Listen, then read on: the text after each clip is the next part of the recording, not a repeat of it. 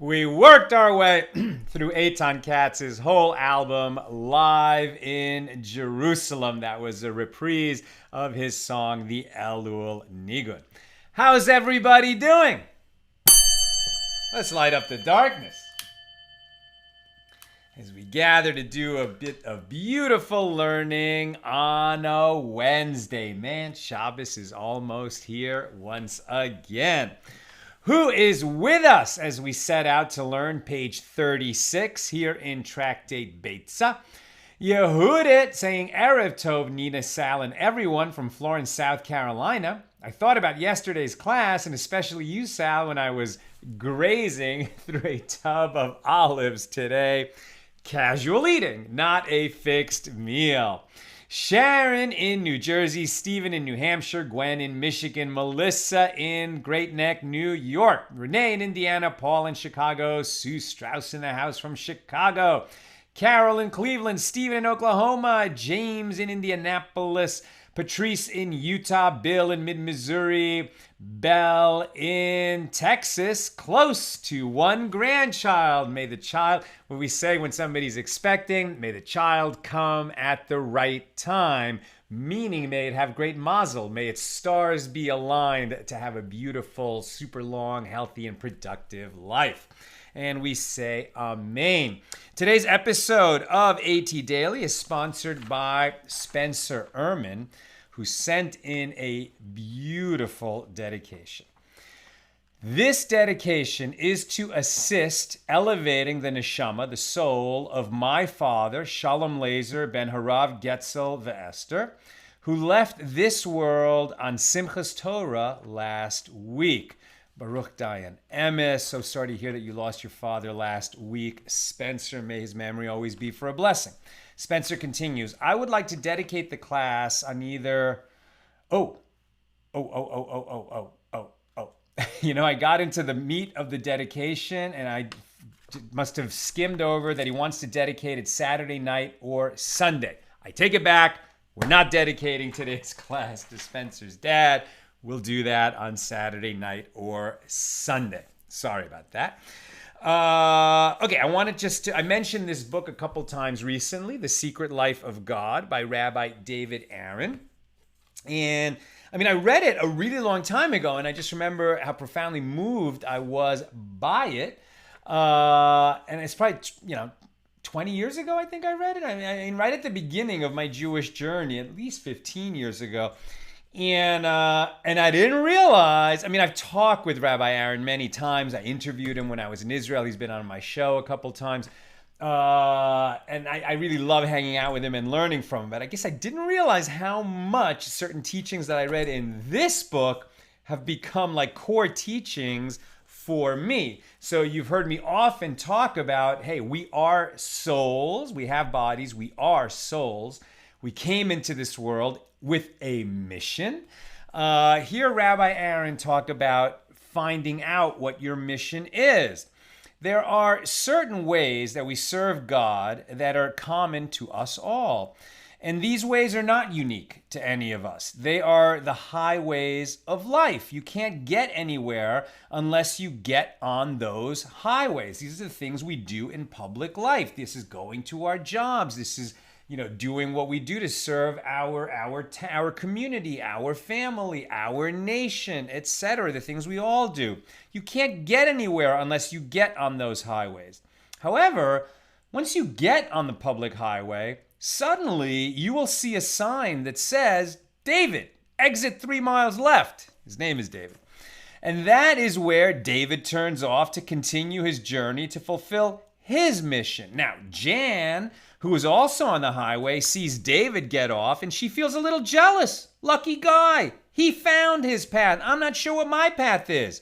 But with some patience, Jan plods forward until she discovers her path. And sure enough, there's a sign for her too. Jan, 5 miles, exit left. Everyone has a unique path waiting for them to journey upon. To find it, we got to get out there. We got to get on the public highways. We got to get on the highway of life. Collectively, we have a mission. It's the highway. The collective mission of human beings is to become more and more humane. That's everybody's mission. That's our collective mission. And in fact, each nation has a mission. One nation may be responsible to lead the advancement of technology in the world. Another perhaps is meant to lead research and development in the field of medicine. And another perhaps is called upon to increase art and music. And yet another may be appointed to head up promoting the moral and ethical progress of the world. After we have accepted our mission as a member of the human race and our mission as a member of a specific nation, then we will be shown our individual mission. Until that time, you should work at becoming a more decent human being and a better citizen of your nation. When you are on the public highway, God will lead you to your unique exit and identify for you your unique path. Have faith. If you're not sure why you were sent to this world, what is the unique thing that you will contribute to this world, keep looking for it and you'll see the sign. Okay. We are holding right at the top of page 36 on the A side here in chapter 5 of Tractate Beitzah, the 8th volume of the Talmud, the laws of festivals. This is the final chapter of our tractate, and we're going to be finishing this tractate in just a few days.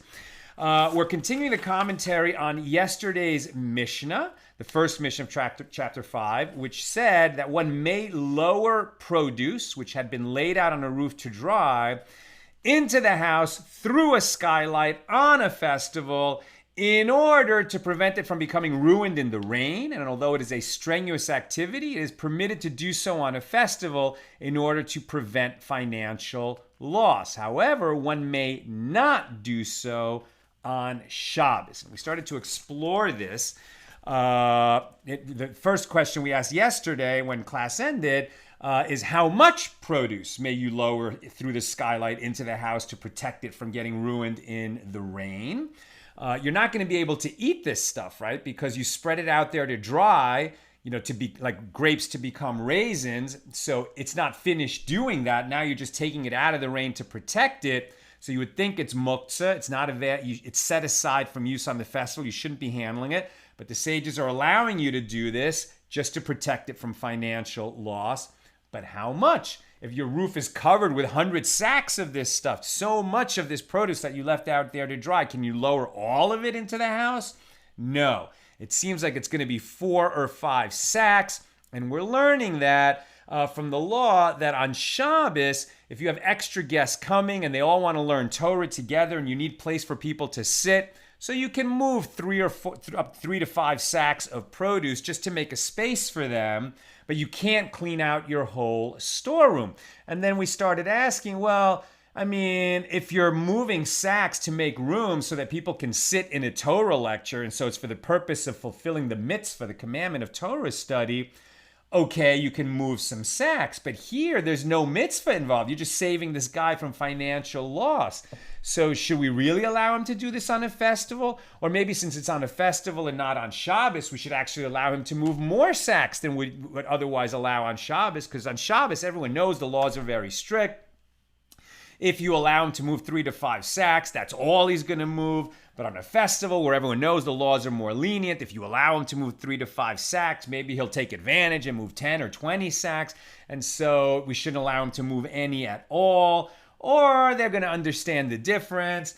Or maybe since there is an issue of financial loss and it is the more lenient laws of the festival, maybe we should just allow him to move as much as he needs to move. And why would we learn out from the law of Shabbos where you can only move 3 to 5 sacks? Maybe on a festival, he should be able to move 100 sacks worth of produce. That's where we left off yesterday. Now we continue. The Gemara poses another question with regard to the same issue about this produce left on the roof.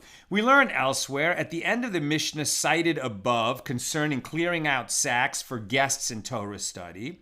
But one may not clear out a storeroom. You can move a few sacks to make room for more students, but you can't clear out the whole storeroom.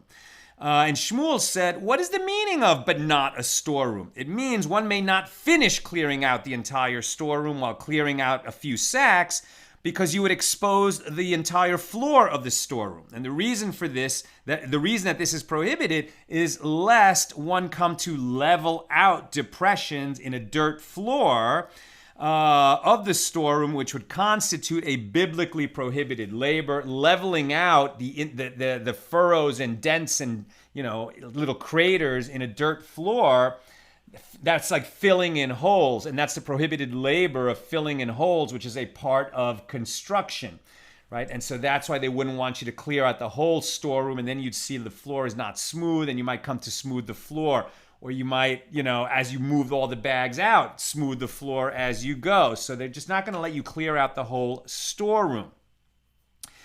So what would be the law here with regard to lowering the produce from the roof on a festival to prevent its ruin in the rain?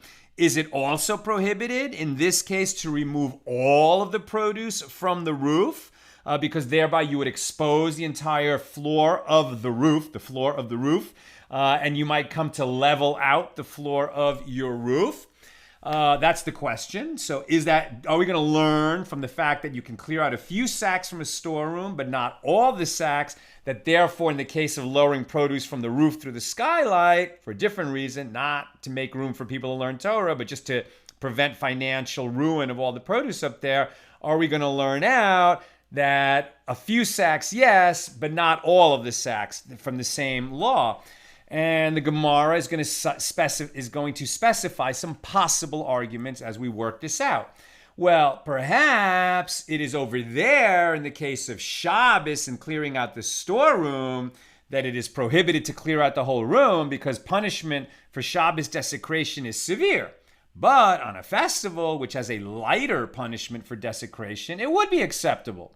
Or perhaps we could argue to the contrary. There, in the case of the sacks on Shabbos, even though there is suspension of study in the study hall, i.e. the clearing out facilitates performance of a mitzvah, you say that they did not permit exposing the whole floor. Well, here, in the case of lowering produce on a festival to prevent its ruin, where there is no, suspension of study in the study hall, in other words, we're not doing it for the purpose of a mitzvah, so all the more so it should be prohibited to clear out all the floor. And the Gemara poses a further question. And here we learn in the Mishnah, one may lower produce through a skylight on a festival.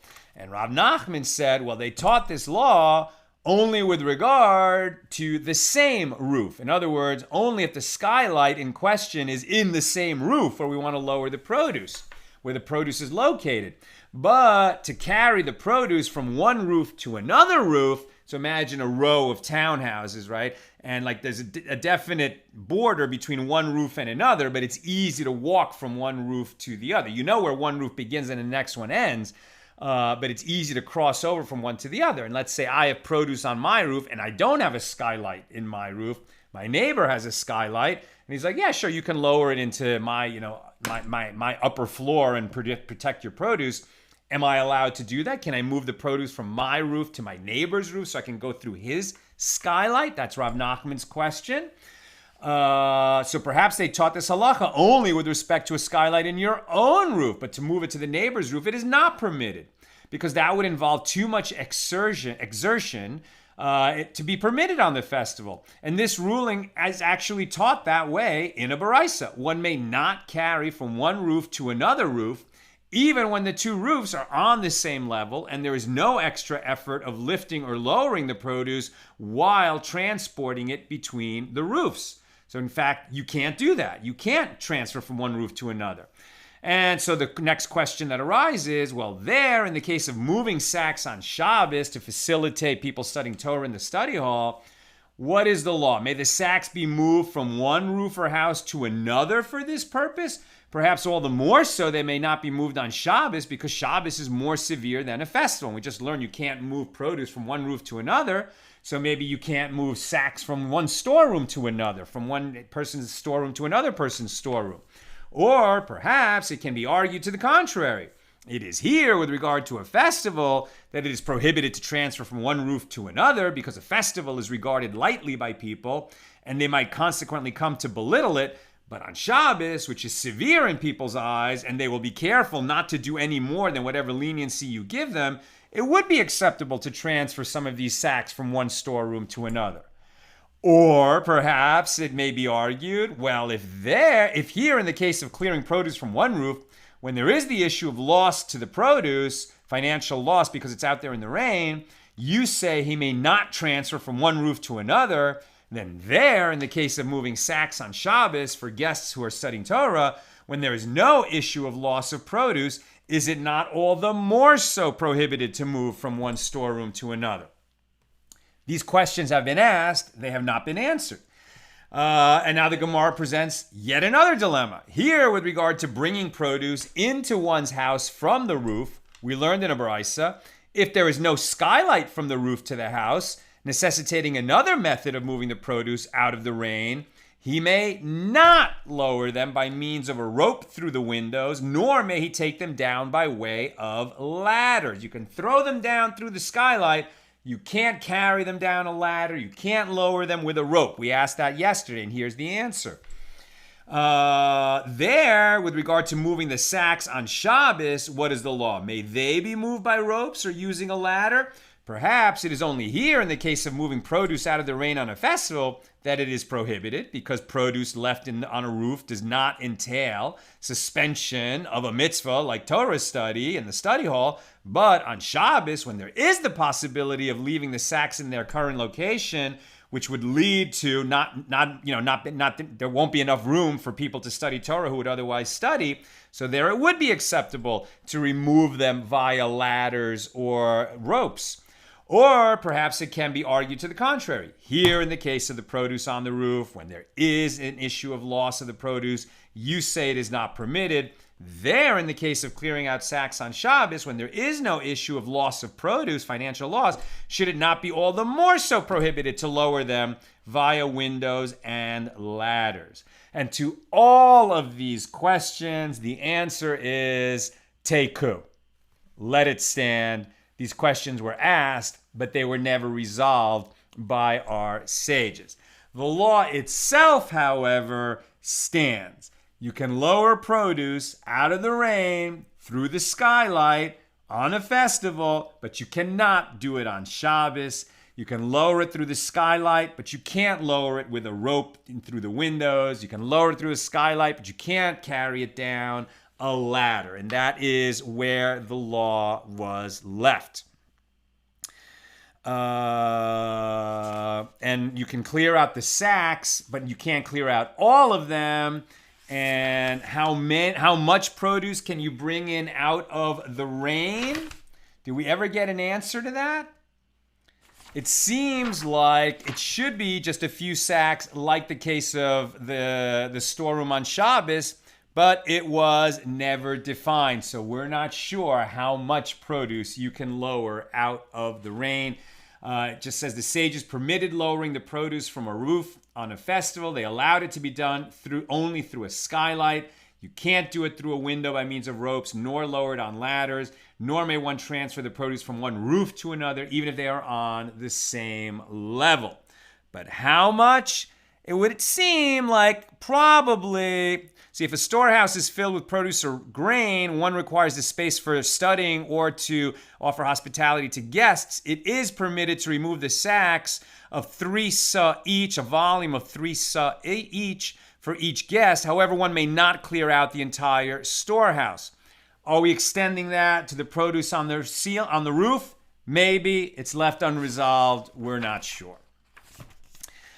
Now we go to the second ruling of our Mishnah, which said that a second issue, one may cover produce with cloths to prevent damage due to a leak. So now we have produce indoors, not on the roof, but the roof is leaking. So, okay, now you're not going to move the produce. It's already indoors, but the issue is you want to cover it with a cloth to protect it from being damaged by this leak that's coming in through the roof. Again, this is going to necessitate touching that produce, which wasn't designated for use on the festival. You were just storing it. It's part of your business. It's not food that you set aside to eat during the festival. So it's muktzah. It's set aside. We shouldn't be touching it at all. But to protect it from a large financial loss, that just like you could bring it in through the skylight, now they're saying you could cover it with cloths. Now let's get more specific about this. Ula said, and even a row of bricks that might be ruined by the rain may be covered to prevent damage. Why is he mentioning this? Well, the produce was muktzah. It was set aside because it wasn't designated for use during the festival, but at least it's of the type of object that could be permitted for use on the festival. It's food. Now, Ula has introduced the idea of bricks. Now, bricks, which are used for construction, let's say that they're mud bricks that have been dried in the sun but not baked, and so the fact that they would get wet, they could be ruined. Now, no one's eating mud bricks. It's not a type of food. So you might well think, well, that is not something we should handle or even put a cover on to deal with it, to protect it from the rain on a festival. But Ula says you may, right? So here the dispositive issue seems to be protecting somebody from a large financial loss through a very simple act of putting a tarp over these bricks. And although the law in the Mishna mentions produce, it seems that, at least according to Ula, it is not limited to that case, but it extends to any item that is liable to be spoiled. Rabbi Yitzhak disagrees. He says it applies only to an item like produce, which is fit for use on the festival, but not to items such as bricks, which are designated for building, for construction, and are not fit for use on the festival. And the Gemara comments, and Rabbi Yitzhak follows his line of reasoning in this regard. As Rabbi Yitzhak said, a vessel, even if it is of the type that may be handled on Shabbos, may be handled on Shabbos only if it is going to be used for something that may itself be handled on Shabbos, but not for the sake of something which is muktzah. Since the bricks are muktzah, one may not handle cloths to cover the bricks, right? You can only handle the tarp, which otherwise you wouldn't be dealing with on the festival. It itself would be muktzah. So you could do it to protect something which is not muktzah, but you can't handle the tarp to protect something that is muktzah. That's according to Rabbi Yitzhak. Ula would allow that. The Gemara attempts to find a proof for this view. We learned in the Mishnah, one may cover produce with cloths. That's our Mishnah that we're discussing now, which seems to imply produce, yes, because it may be handled on the festival. But muktzah, items like a row of bricks, no. So we shouldn't be able to cover the bricks.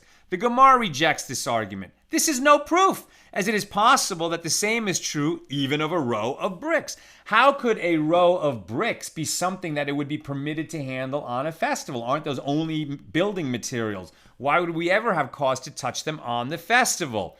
Answer, since the Tana, the rabbi of the Mishnah, taught in the first clause, one may lower produce, and there it is referring specifically to produce, as bricks may not be handled at all, and surely not lowered from the roof. He taught also in the latter clause, produce, one may cover produce. Since he already started talking about produce, saying he could lower it through the skylight, that's why now he also says you may cover produce that's already inside the house. But the example of produce was chosen just to parallel the first clause in the Mishnah, not in order to imply that there's some exclusion of objects like bricks. And why would you ever handle bricks in a permitted fashion on a festival? not because you were going to build with them, but because you were going to sit on them. You might have designated them for use as chairs, in which case it certainly would be permitted to move them around, just like you can move a chair around on the festival.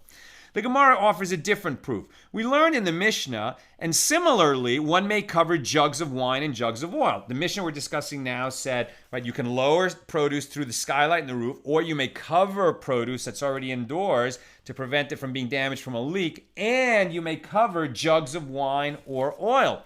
Why did it use jugs of wine or oil as a further example of this permit to cover something that might be otherwise damaged from a leak in the roof? The choice of examples seems to indicate that one may cover only things that are fit for use on the festival: produce, oil, wine, as opposed to objects such as bricks, which are muktzah. But the Gemara rejects this proof with, what are we dealing here? With jugs that contain wine and oil that are untithed, and therefore they are not fit for use on the festival. They are also muktzah, as would be true for the bricks, and nevertheless, you may cover them with a tarp to protect them from a leaky roof.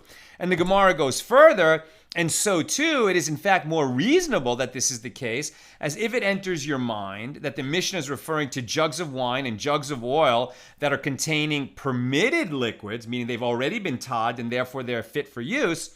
Didn't the Tana already teach in the first clause of this part of the Mishnah that it is permitted to cover produce?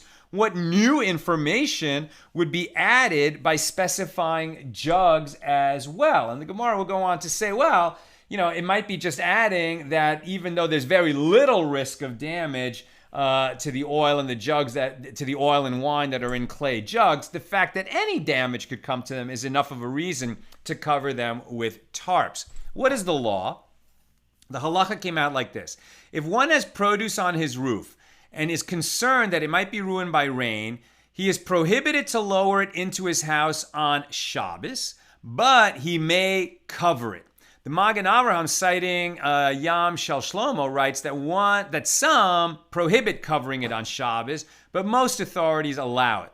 One may even cover bricks, which are muktzah, in accordance with Ula, as Rabbi Yitzhak's view was rejected. So not only can you do this on a festival, you can even do it on Shabbos, that you could cover with a tarp. And it is permitted to place a vessel underneath a leak on Shabbos and a festival. This is going to be a different mission, a different teaching. We're going to skip the Gemara on this. So I'm just reading you the halacha. So if you've got now that we're talking about leaks in the ceiling.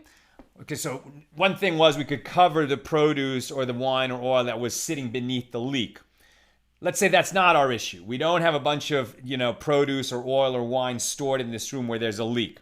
But the fact that there's a leak in my house is making it unpleasant to sit in my house on Shabbos, right? I didn't expect this rain. I didn't get my roof fixed. Now it's Shabbos or a festival. There's a leak in my ceiling and it's dripping on my floor. Can I put a pot under that leak to capture the water? The issue here is you could do it, probably, but now that I gather all this water in the pot, what have I done? Now I don't have leak going all over my floor, but now I've got a pot that's going to accumulate a bunch of water in it. That water was not fit for use from before the festival. It didn't exist before the festival, right? It came into existence, this collection of water, during the festival. Now they're going to be a little bit like, okay, but we don't want you sitting in your house and having a big leak on the floor. So we're going to go out of our way to find a leniency for you. So what they're going to say is, if that water that collects in the pot is fit for some kind of use on the festival, so this is going to be permitted, particularly if you only have one pot, let's say, and what you're going to need to do is, dump that water outside and then come back and put the empty pot under the leak to keep collecting that water. So now you're going to handle that water. You're going to move it. They're going to only let you do that if that water has some kind of a permitted use. In other words, if it's drinkable water. Maybe not for you, maybe not for human consumption, but at least if it would be clean enough for animals to use it, okay, so then it has some kind of permitted use on the festival, and they're going to allow you to do that. But if the water is like coming in off a roof that's super filthy, And so the water that collects in this pot is going to be the equivalent of excrement, right? Like not suitable for consumption by any creature. Then it's going to be more problematic. Where did the law come out? It is permitted to place a vessel underneath a leak on Shabbos and the festival. If it fills, one may pour out the water and put the vessel back in its place. However, this applies only if the leaking water is fit for some use. Otherwise, it is prohibited, as one may not initiate a situation wherein a container of excrement, something vile, by putting repulsive matter into a vessel, right? You can't create a situation where you will end up having a vessel containing vile material in your house, right? Generally speaking, like excrement, like a pile of poop, right? That's muktzah. You shouldn't be touching that on Shabbos. You shouldn't be touching it anytime if you can avoid it. But if it's in your house, you don't want to have to like sit around and enjoy Shabbos with a pile of excrement or something disgusting in your house. So you would be able to remove it from your house. But this gross leaky water going into the pot, if you put the pot there to capture it, now you're creating the vessel that's containing something execrable, right? You're creating a situation of something disgusting in your house. You're able to remove something disgusting from your house unless you created the situation of there being a container of something disgusting in your house. See, that what they're trying to get you away from is accidentally on purpose, right? You can remove a vessel of excrement, but you shouldn't be creating the situation where there's a vessel of excrement in your house. In a situation of exigent circumstances, okay, one may place a vessel even under a leak of unusable water and then rely on the lenient ruling of the Torah, who maintains that Ula disagreed in this case as well. But they're trying to steer you away. And that's why this whole chapter is sort of gray areas in the law, where the sages want you to maintain the beautiful character of the festival and not do things which might otherwise be permitted, but still kind of violate the spirit of Shabbos or the spirit of the festival. You don't want to be walking around carrying vessels of excrement if you can avoid it. Much better that you should be able to just not deal with it. But as they say, in exigent circumstances, like it's a big leak, it's going to flood the whole floor. Okay, that's going to make the festival much worse, so they're going to let you carry the water out. Better if the water is like at least drinkable by animals, and a pot is not so filthy that it would ruin that it would be drinkable by animals.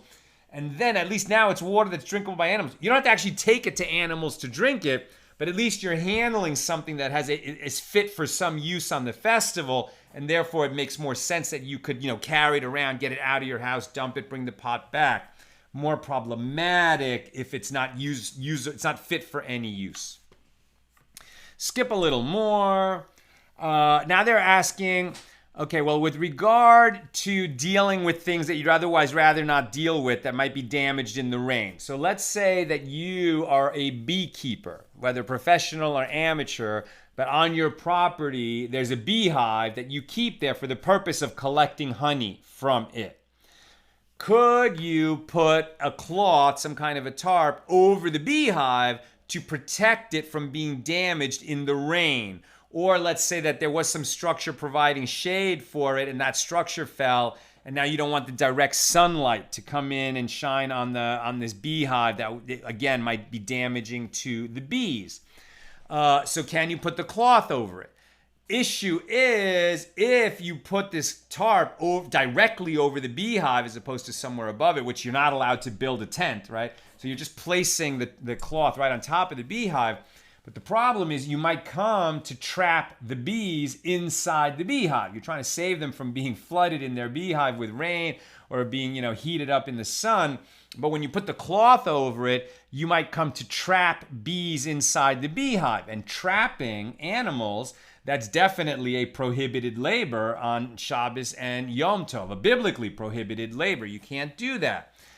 Come in here, one may spread a mat over a beehive, even on Shabbos, to protect it from the elements, in the sun, due to the sun, or in the rain, due to the rain, provided that he does not have the intent to trap the bees inside by covering the hive, as trapping is prohibited on Shabbos.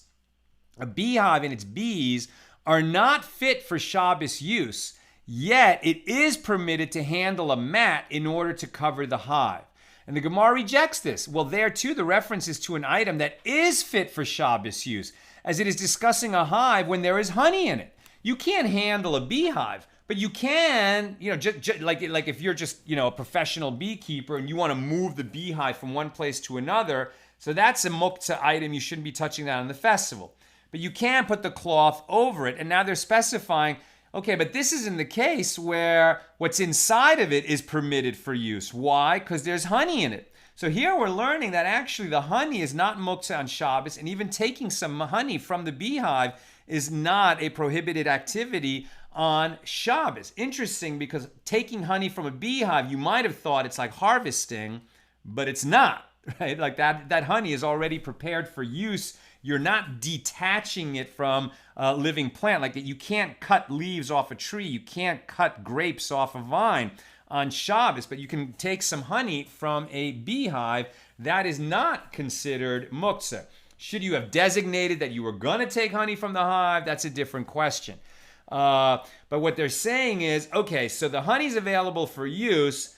When you put that mat over it, if it was your intent to trap the bees inside, so that's trapping, that's definitely prohibited. If your intent was just to protect the bees from the rain, and you happen to trap some bees inside, then that's going to be permitted. Where have we heard this kind of argument before? This is the difference between Rabbi Shimon and Rabbi Yehuda. Rabbi Yehuda would say, trapping is prohibited, protecting the bees from the rain is permitted, but if it's, a strong possibility that you might come to trap the bees inside the hive by putting this mat over the hive, no, that's going to be prohibited because it was predictable that you might have trapped some of those bees.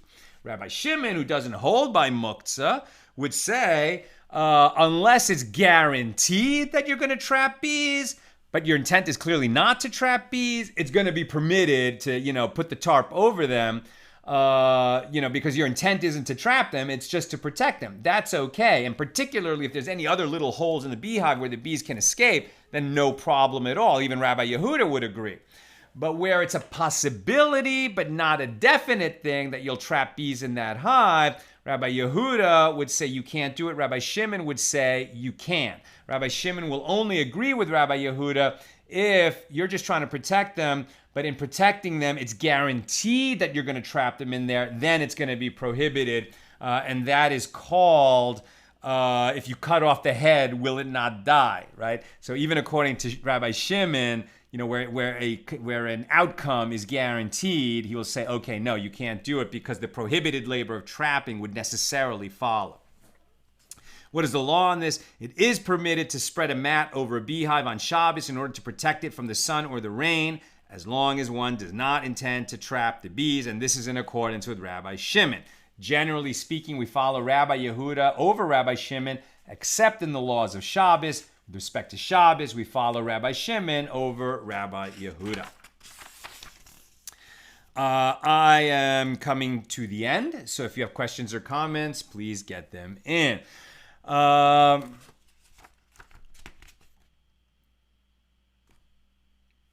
So we just discussed that. Hold on a second. We just discussed that. We just discussed that. Okay. So then it was taught in the Mishna that one may place a vessel beneath a leak in order to catch water on Shabbos. And a sage taught in a Beitzah, if the vessel became full with the leaking water, he may pour out its contents and place the vessel back under the leak, and he may repeat the entire process if necessary, and he need not refrain from doing so, right? So we already saw that, and that is where the law came out. But now there was an incident that actually related to this.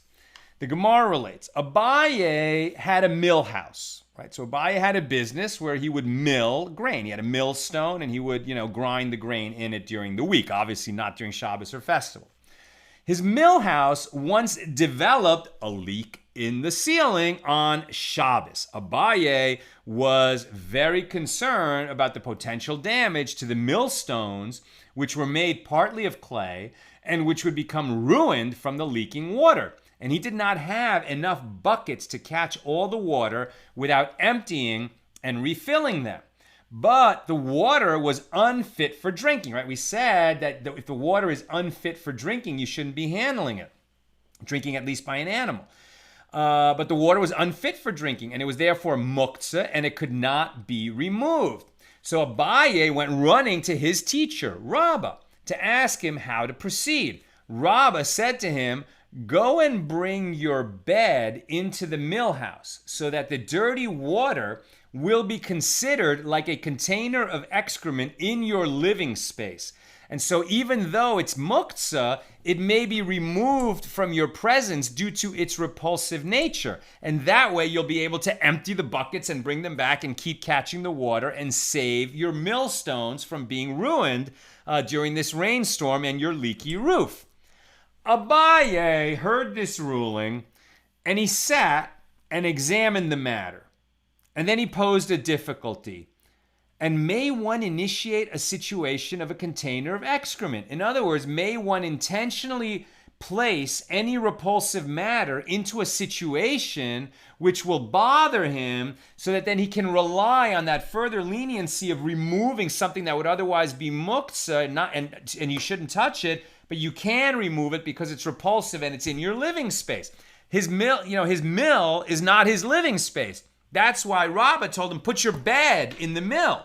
So now it's like your living space, and so you can remove those buckets of water and it will be okay. And he's like, well, yeah, but can I create a situation where there will be a vessel of excrement in my presence? Maybe I shouldn't create such a situation. Ab initio. Well, in the meantime, while he was deliberating the issue, his millhouse collapsed. And he said to himself, I had this coming to me for having gone against the words of my master, Rabba, by not following his ruling unquestioningly. Right? I mean, if you're working it out for yourself, okay, I mean, you're going to have to be careful and kind of think it through, and is this permitted or is it not, especially if you're a sage like Abaye.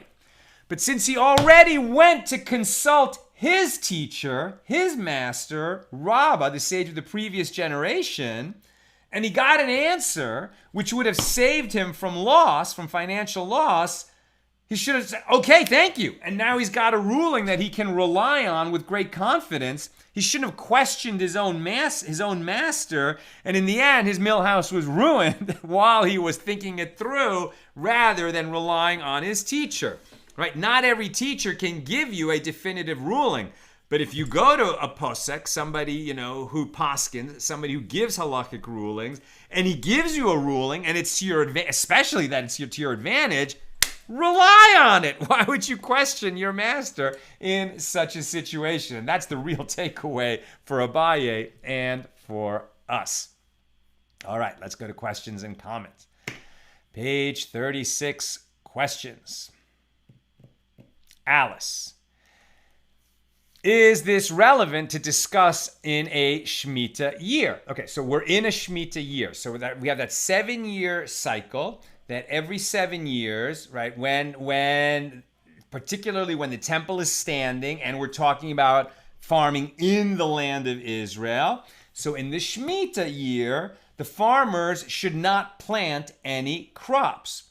Now, we still count the Shemitah years. That's how we know that we're in a Shemitah year. But we don't tithe the way that we did when the temple was standing and we were giving these tithes to the priests and to the Levites. Now it's a kind of, symbolic tithing that we do, just a very small amount of money to render produce tithe that comes from the land of Israel. But, it's certainly worth noting that we're in a Shemitah year. Now let's imagine, okay, it's when all these tithes were in effect and the priests and the Levites were there and we're living in the ancient land of Israel when the temple was standing. So then your question is very relevant because during a Shemitah year, there is no tithing.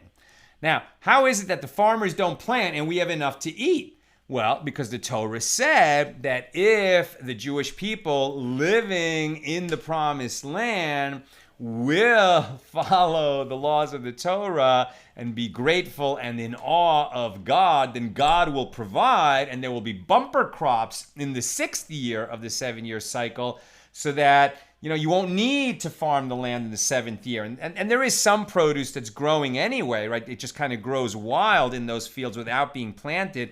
You could continue to eat that under certain conditions.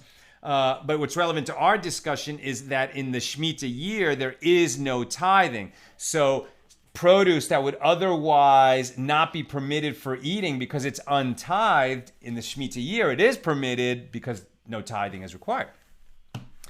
Aoife asks, can you move all the produce on the roof if you use the cleared space to enjoy studying Torah? So I think what you're asking is, we certainly know that you can clear some space for Torah study, but not all of it. Now, it wasn't answered here, but in terms of like clearing the whole storeroom so that people can come over and study Torah, that's where there's a dirt floor. Presumably, the floor of the rooftop is not made out of dirt. So it wasn't answered, but it's a good question. Like, well, the reason you can't clear the whole floor is because you might come to fill in holes of the dirt floor in the storeroom. What about on a wood floor? What about on a cement floor? What about on a plaster floor, like the floor of the ceiling, of the roof, which is actually made out of plaster? Shouldn't we be allowed to clear that whole space? That's another question. Now, you're introducing an idea, which is clever. Well, they said we can only move a few sacks through the skylight, maybe. They never resolved that. Can we clear all the produce through the skylight or only a bit of it? It was suggested that maybe only some, analogous to that teaching of moving only some sacks from the storeroom to make room for Torah study or for hospitality to guests. So if somebody held that, yeah, just like you can only move 5 sacks of grain in the storeroom on Shabbos for Torah study, so too on a festival, when you're saving your produce from being ruined in the rain, you can only move 5 sacks of it. Then you might come and say, okay, well, let's have our Torah study class on the roof, and maybe now we can move more. Right, so that might be a clever way to handle it. But as we saw, we might not only be limited to moving 5 sacks to save them from financial loss on a festival, because the laws of a festival are different than the laws of Shabbos. The laws of preserving from financial ruin are different than the laws of clearing space for a mitzvah. And the laws of a rooftop might be different than a storeroom for this reason, that one has a hard floor and the other has a dirt floor. Lucy, so if you can't move the grain from the roof, can you put a tarp over it to protect it from the rain? And it seems like, yeah, because later when we're talking about spreading a tarp over produce, it wasn't just from the leak in the ceiling. It seems like, well, even directly from the rain, that should work. It seems like that should work. And Sharon, were skylights very prevalent in this time period? I always think of the story of Rabbi Akiva listening to the teaching through a skylight in the freezing snow. I think that was Hillel. Did many homes have them, or only the better off families and houses of study? It's a great question. We're not even sure when we're talking about a skylight, it's like a skylight the way we think of it, right? The way we think of it has glass, right? And rain doesn't come in through that hole in the roof.